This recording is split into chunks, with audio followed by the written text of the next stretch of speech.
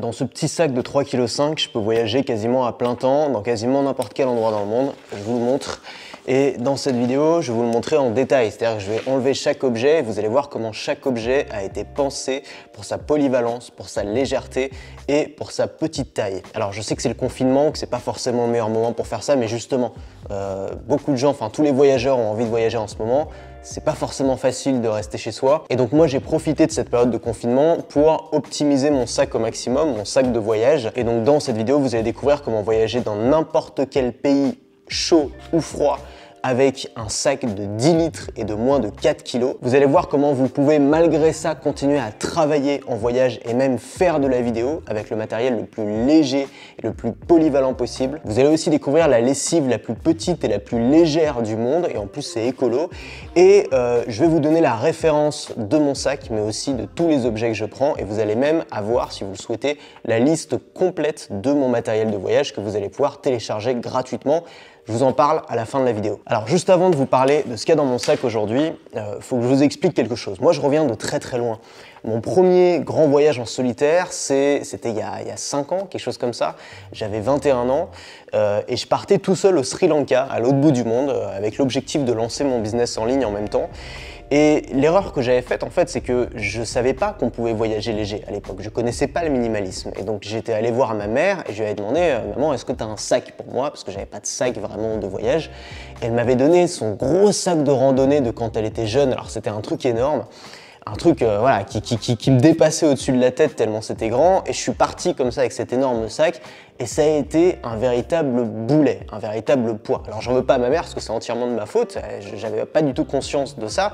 J'avais pris tellement de choses, j'avais pris un énorme pied photo en métal qui pesait 1 tonne, j'avais pris des vêtements pour peut-être 10 jours, j'avais pris des tas de petits gadgets au cas où. En fait, ma philosophie c'était au cas où. Ah bah tiens, ça je le prends au cas où j'en ai besoin, ça je le prends au cas où j'en ai besoin.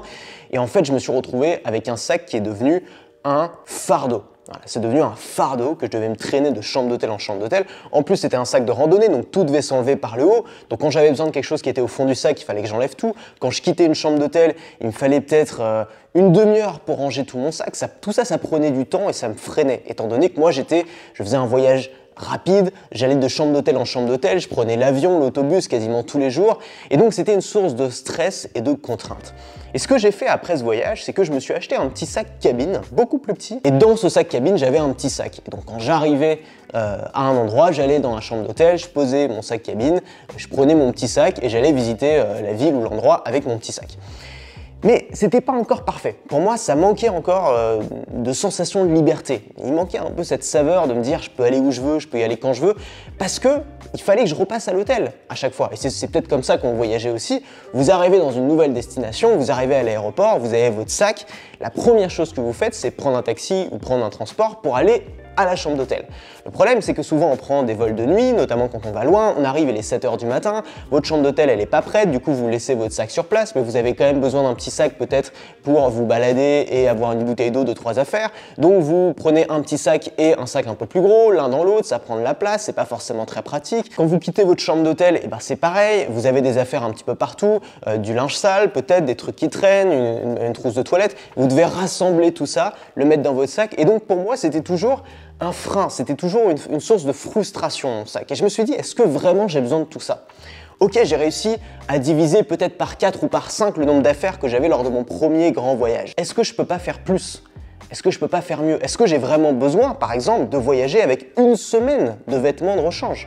Est-ce que je peux pas trouver un moyen de renouveler mes vêtements tous les jours en n'ayant qu'un seul change par exemple? Est-ce que je peux pas trouver un moyen de nettoyer mes vêtements tous les jours, mais de manière simple, sans avoir à me prendre la tête, sans avoir à payer une fortune à l'hôtel pour qu'il nettoie les vêtements, sans avoir à trouver un lavomatique parce que t'as pas les bonnes petites pièces et donc à faire du change, bref, sans avoir toutes ces contraintes? Est-ce qu'il n'y a pas une méthode plus simple? Et petit à petit, j'en suis venu à la conclusion qu'en fait, on pouvait voyager avec un seul ou seulement 2 changes de vêtements et que non seulement on pouvait voyager de cette manière-là, mais on pouvait voyager n'importe où. Il y a toujours des gens qui vont vous dire « Ouais, tu peux faire ça, bien sûr, c'est facile, mais tu vas que dans les pays chauds. » En fait, dans les pays froids aussi, on peut. Dans cette vidéo, je vais vous montrer exactement pourquoi. Je vais vous montrer exactement comment je peux voyager dans n'importe quel pays du monde, avec tout le matériel dont j'ai besoin pour vivre et pour travailler, avec tout le confort aussi dont j'ai besoin, et avec un sac qui me permet, une fois que j'arrive sur place, et c'est ça toute la différence, c'est que le sac est suffisamment léger, 3,5 kg, pour que quand j'arrive sur place, je puisse simplement le garder sur mon dos et passer ma journée avec mon sac sur mon dos sans qu'il me gêne. Et seulement au moment où j'ai besoin d'une chambre d'hôtel, seulement au moment peut-être où le soleil se couche, où je commence à être fatigué, où je me dis tiens, je me poserai bien, à ce moment-là, je vais sur booking.com, je réserve un hôtel dans le quartier ou dans la zone où je suis et je vais à l'hôtel avec mon sac. Et c'est ça, la vraie liberté en voyage. Alors chacun fait ce qu'il veut, mais pour moi, partir en voyage avec un sac trop gros et trop lourd, avec trop d'affaires dont on n'a pas besoin, c'est un peu comme partir en road trip avec un camion. Imaginez, vous voulez faire un petit road trip en Europe, aller de ville en ville, comme ça, visiter, faire la route des vins, j'en sais rien. Et au lieu de prendre une petite voiture sportive et agréable et maniable, vous allez prendre un gros camion en vous disant on ne sait jamais au cas où, si j'ai besoin de meubles, si j'ai besoin de ramener des souvenirs. Et au final, qu'est-ce qui va se passer? Ça va vous pourrir votre voyage. Ça va être beaucoup moins agréable à conduire, vous allez avoir du mal à vous garer, vous allez avoir du mal à passer dans les petites ruelles, vous allez en fait vous limiter énormément. Et c'est exactement pareil avec votre sac. Votre sac, c'est un peu votre véhicule, c'est un peu votre maison quand vous voyagez. Et donc on ne met pas n'importe quoi dans sa maison.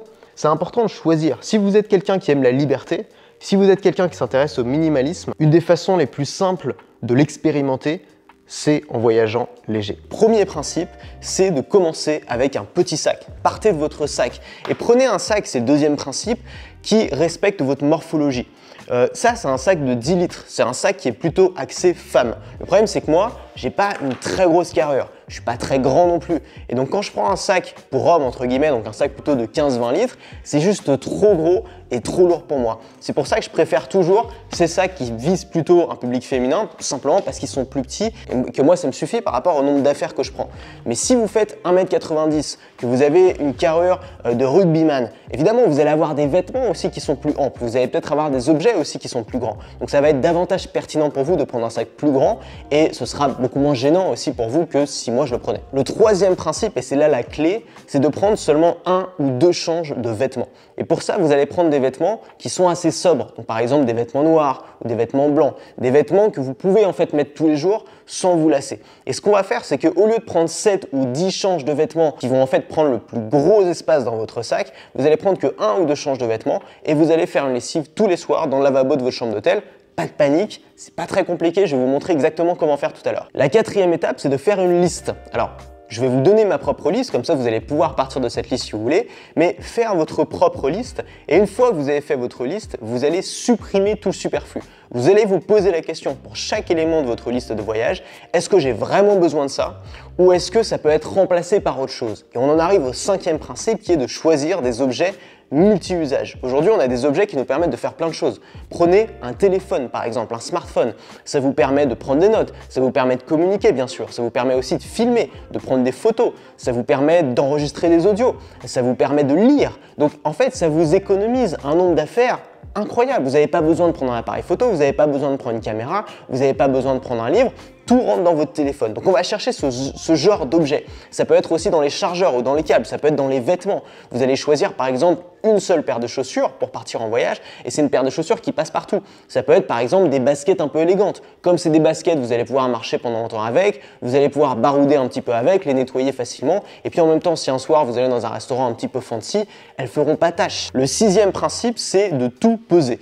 Et pour ça, vous allez vous aider de ces deux outils. Ça, c'est une petite balance alimentaire, donc vous allez pouvoir peser chaque objet simplement en le posant dessus.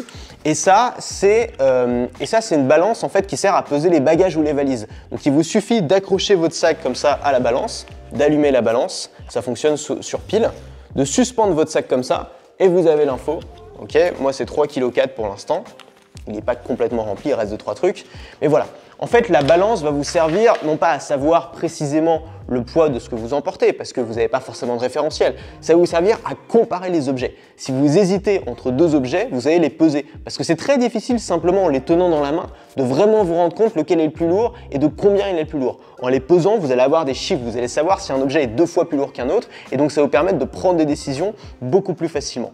Et puis enfin, le dernier, le septième principe, c'est la règle des voyageurs minimalistes, c'est mieux vaut manquer qu'avoir trop. Mieux vaut ne pas avoir assez qu'avoir trop. Et c'est contre-intuitif parce qu'on nous a toujours dit mieux vaut trop que pas assez, allez, prends un peu de rab, allez, si t'en as trop, c'est pas grave. En voyage, c'est exactement l'inverse. Parce qu'en voyage, c'est extrêmement difficile de se débarrasser d'affaires. On n'a pas envie de jeter des trucs, personne n'a envie de jeter des trucs.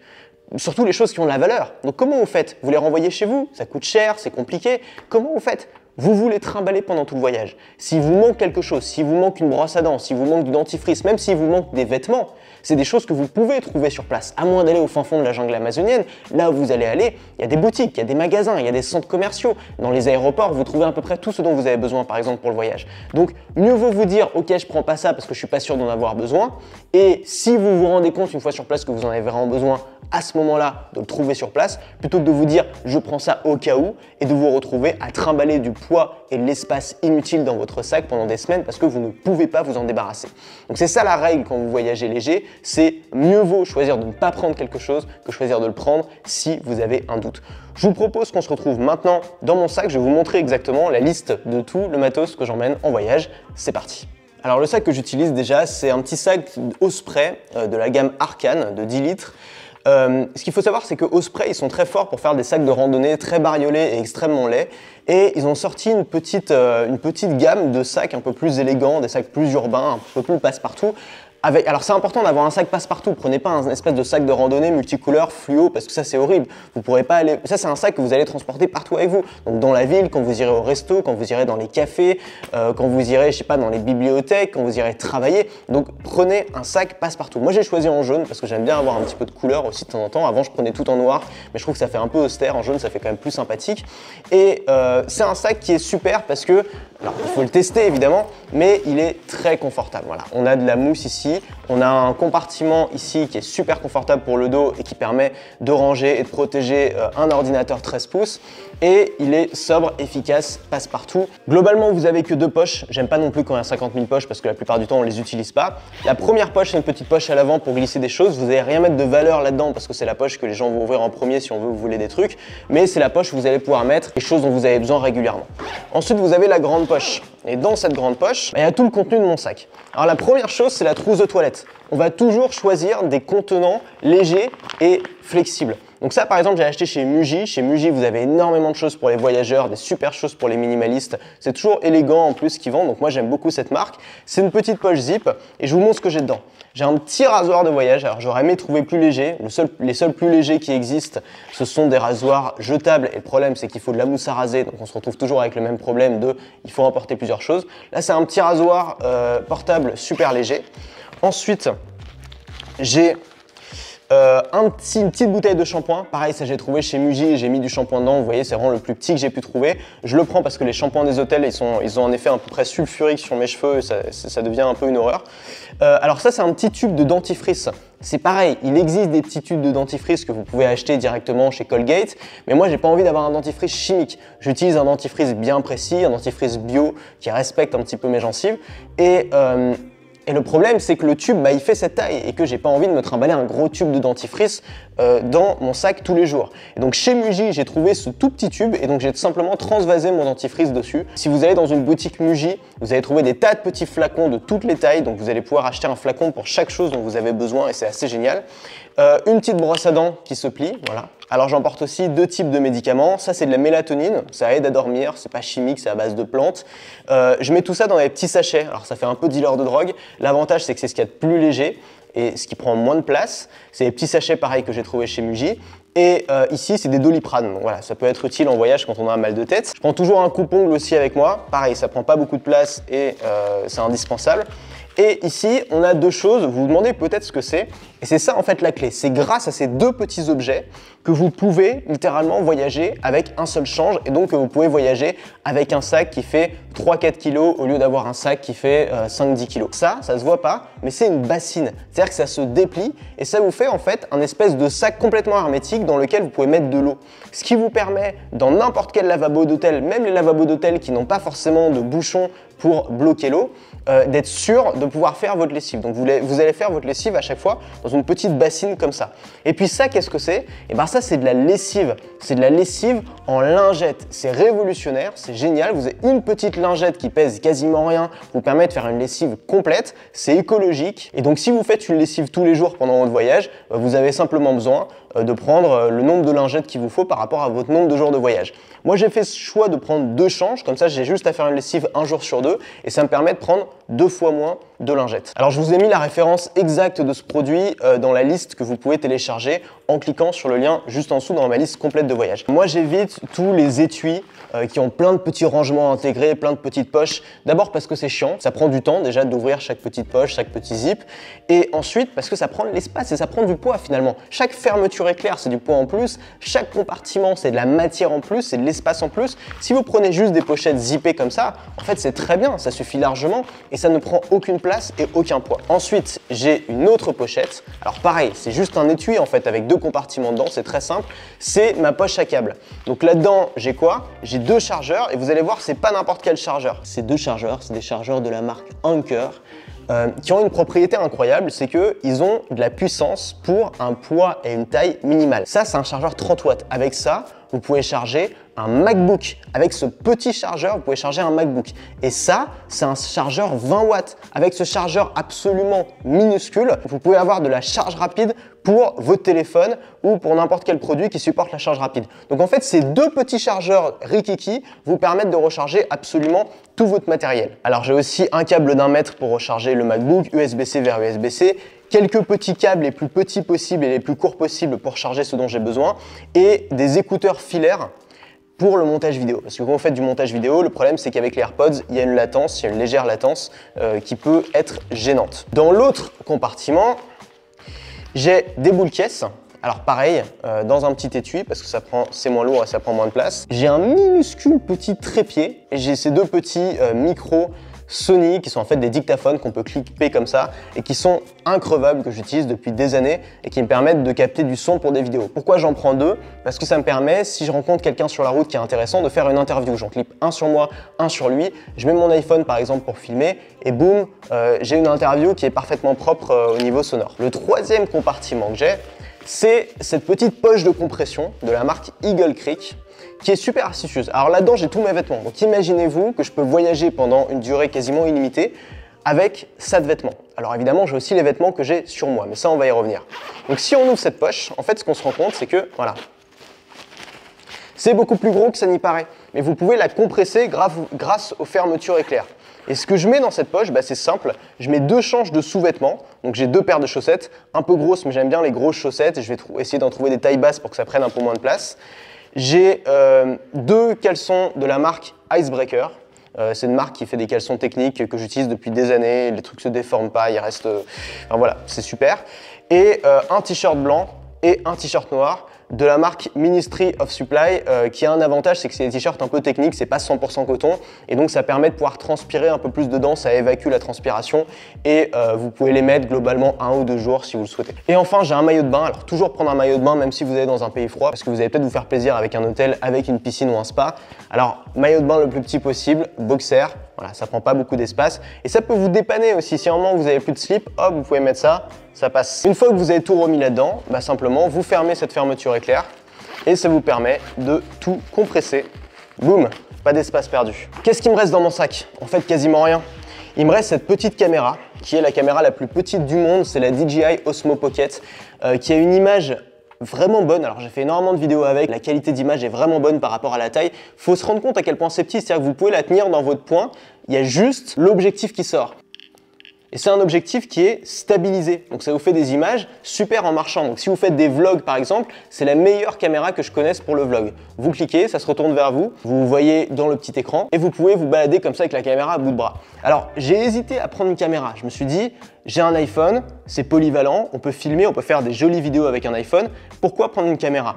Et en fait, la raison pour laquelle finalement j'ai décidé d'en prendre une, c'est d'abord parce que je me sens beaucoup plus à l'aise de filmer dans la rue avec ça qu'avec un iPhone. C'est quand même un signe extérieur de richesse. Et moi, je voyage pas forcément que dans des pays super safe et super tranquilles. Donc quand je me filme dans la rue, je préfère avoir quelque chose de discret. Ça, c'est super discret. En plus, l'objectif est beaucoup plus grand et donc la qualité est quand même bien meilleure. Vous avez plus de lumière qui rentre dedans, notamment en intérieur. Et puis quand vous marchez et que vous tenez la caméra à bout de bras, elle est physiquement stabilisée, ce qui permet d'avoir une image beaucoup plus fluide. Et puis surtout, ça pèse rien, ça se glisse là-dedans, donc je peux la sortir quand j'en ai besoin. Dans les petites poches que j'ai ici, j'ai du papier avec un mini crayon, j'ai bien sûr mon passeport et mon permis international qui est nécessaire si vous voulez conduire une voiture à l'étranger, qui est en papier et donc que j'ai mis à l'intérieur d'un plastique que j'ai trouvé toujours chez Muji. Et enfin, il me reste une seule chose dans mon sac, c'est mon MacBook Air. Alors vous voyez, ça rentre, ça sort super facilement.